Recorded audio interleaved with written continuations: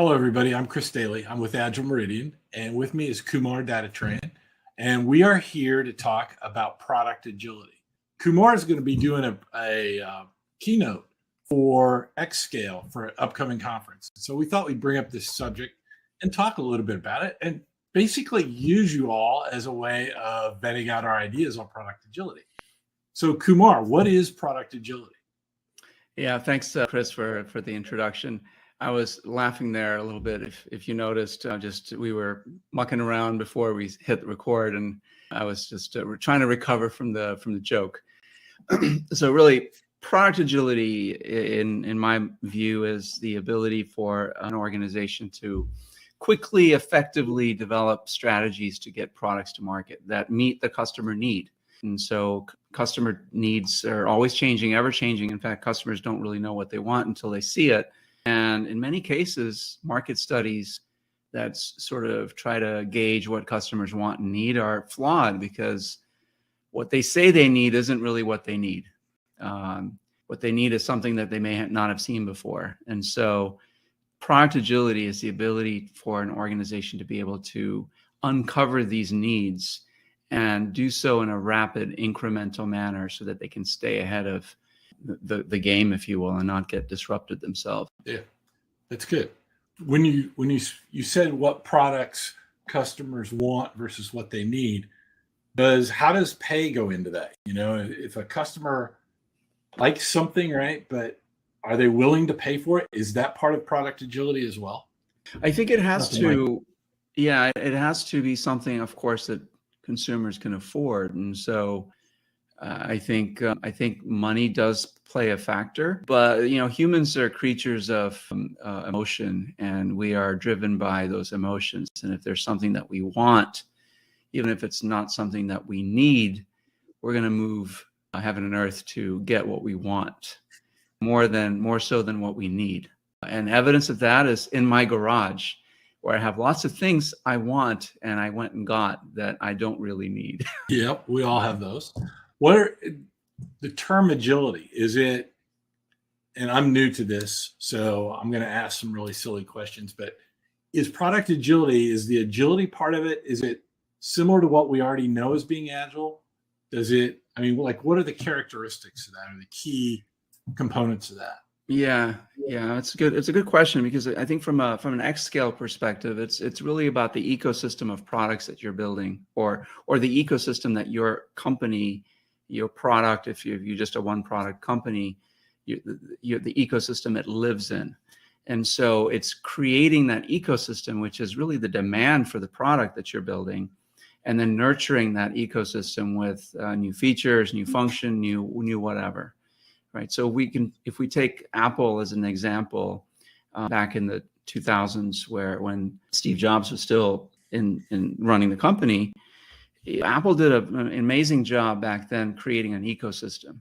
So they created all these products, and more importantly, I think their big turnaround was the Apple Store, the whatever, where you everything integrates, right? So they created the iPod, and then of course the iPhone, and then the iPad, and all of these devices work seamlessly together with their MacBooks and their other devices that they have. And so what they've created is sort of this walled garden, where people that are in the garden get to play with all these devices, and these devices work really well together, and they have a captive audience. So look at it today, even every time there's a new iPhone, people are like, oh, I got to get the new iPhone.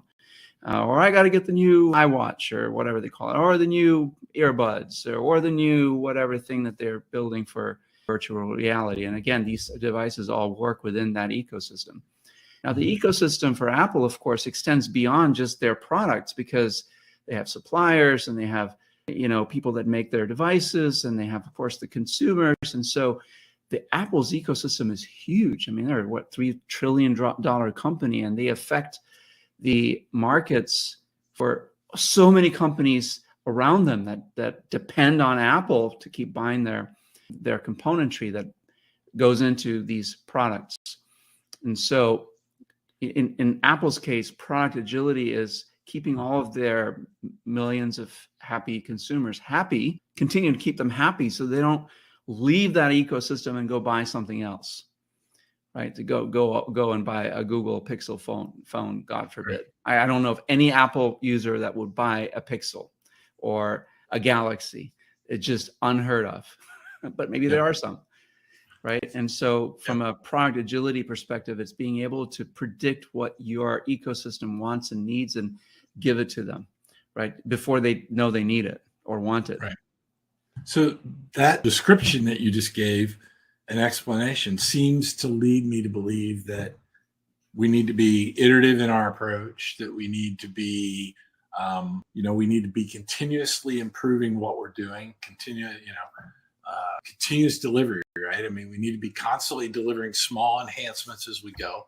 What are some other things that, from an agile standpoint, that fit in with product agility? I think it's this notion of, Amazon is customer obsessed, right? At least they used to be. I don't know if they are anymore, but they obsess over the customer, and so that this customer obsession is a key part of it. It's always trying to build something that, not that you want because it's cool, but something the consumer actually will appreciate and like or love, right? Because you want to build things that people want to buy. And so this customer-centric approach is very necessary to be an organization that exhibits product agility. And you said already, responding to change and taking an iterative approach to building products. Design thinking, you might think is the way to be a product agile company, but sometimes it limits you because you've already sort of committed to a path when you employ things like design thinking that, okay, when we go through this design thinking process, we're going to get to a product that the consumer wants, but maybe not. Right? Because again, you're committing to a path with design thinking, while a customer-centric organization or a company that is truly obsessive about their customer may try many different things to converge to something that the customer truly wants.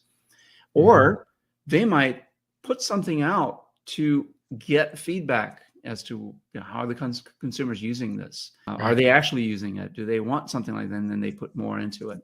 So early prototyping and things like that. Of course, design thinking isn't wrong. It's just, it may not be the only thing that a product-centric organization should be doing, in my opinion. What about, and you kind of touched on it with Apple, and so I'm going to go down a rabbit hole here. How do you have product agility when you've got to be a global company? You're a global company like Apple, right? That has all kinds of different, each country has different requirements and has different, rules and laws and regulations. How does that affect product agility? Yeah, I think that's a great question. And for companies that span multiple countries and operate in multiple countries, that's something that they have to sort of grapple with, right? So it's almost like the ecosystem for the US market is different than the ecosystem in Europe, is different from the ecosystem in Asia and maybe Australia. And so each of these ecosystems should be treated separately because consumer wants, needs, preferences may be different. Europe is more security conscious, and so the products that are produced there need to honor that, right? And so these ecosystems, it's not one ecosystem; it's multiple sort of climates, if you will. Just like on the Earth, in the natural world, you have many different ecosystems that speak to each other, talk to each other, weather patterns and things like that. So too in the business world, especially for companies that operate in different environments, they have to be aware of these things, that what you do in one country can affect what you do in another country. And you don't want to silo it, but at the same time, you want to be aware of the constraints that exist in different environments. I don't know if that answered your question.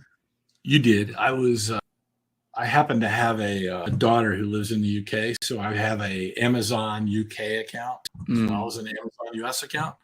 And it's kind of interesting. Just one of the things that popped to mind while you were talking was the term cart in the US is basket in the UK. Okay, yeah. Right? And just little things like that that make it, to your point, make it very, they've got the customer in mind. They're focused on that customer to try, to make that customer feel special, meet their needs. Yeah. That's good stuff. Yeah, that's really interesting. Yeah, I mean, I think to be a product-centric organization, I mean, it's not an, lean startups may start out that way, right? They're building something, their whole premise is around a product or service, and they're building something, they're testing it out, and if it has promise, of course, they have investors that they have to satisfy, and so on and so forth. They start out very customer-centric.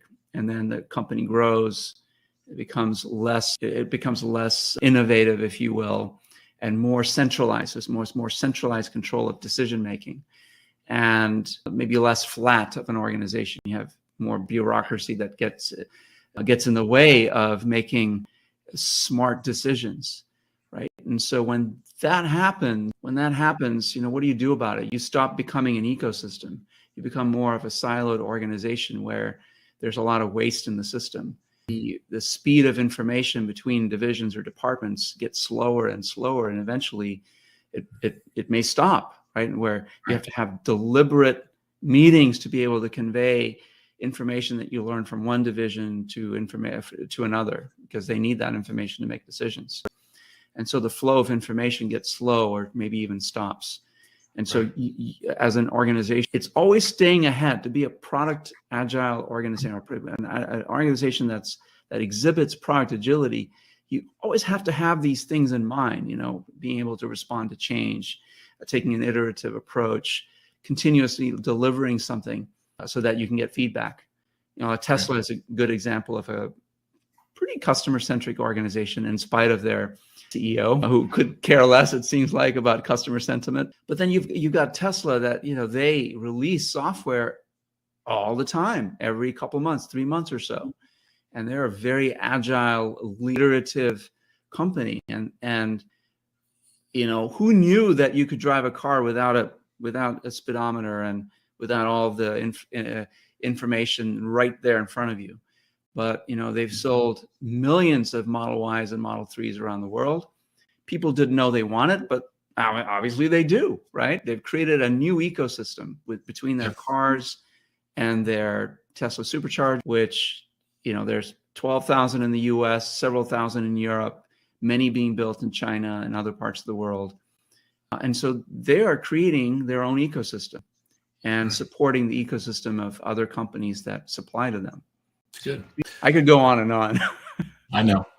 Is there anything else you want to add before we wrap up? Because I have a feeling we're going long here. Yeah, we're about 15 minutes or so. We want to keep these shorts, these short for our shorts. I don't know. I think it's probably wise, no matter the size of the company that you are in, is to think about how it all boils to how customer-centric you are. If you went to an employee and asked them, why are you here? What would they say? All right. How would they answer that question? And if they say, well, I'm just here to, I'm a tester. I'm here to do my testing. And you were to follow up, I say, for what purpose? What are you testing? How is it going to impact the customer? And if, maybe you don't ask all those questions, you keep it more open-ended and see what people say. And if they don't have a good answer for why they're there, then you're probably not very customer-centric. I think employees, no matter where they are, should know what the mission is and should know why they're there and what they do, how it impacts the customer. However tangential their impact might be, how does it impact the customer? And if they can't answer those questions, then as a leader, you need to think about, how are you structured? How can you limit or eliminate the constraints to the sharing of information? Because the currency for a successful company is learning, is the flow of learning between people in the company. If they can't share their learning, then you're probably going to get disrupted. So I'll close with that. Nice plug there. Okay. With that, thanks everybody for watching, and hopefully you'll like us on YouTube, join our channel, and hopefully you'll check out Agile Meridian soon. Yeah. Down below, right? Yep. All right. Thanks everybody. See you soon. Bye-bye.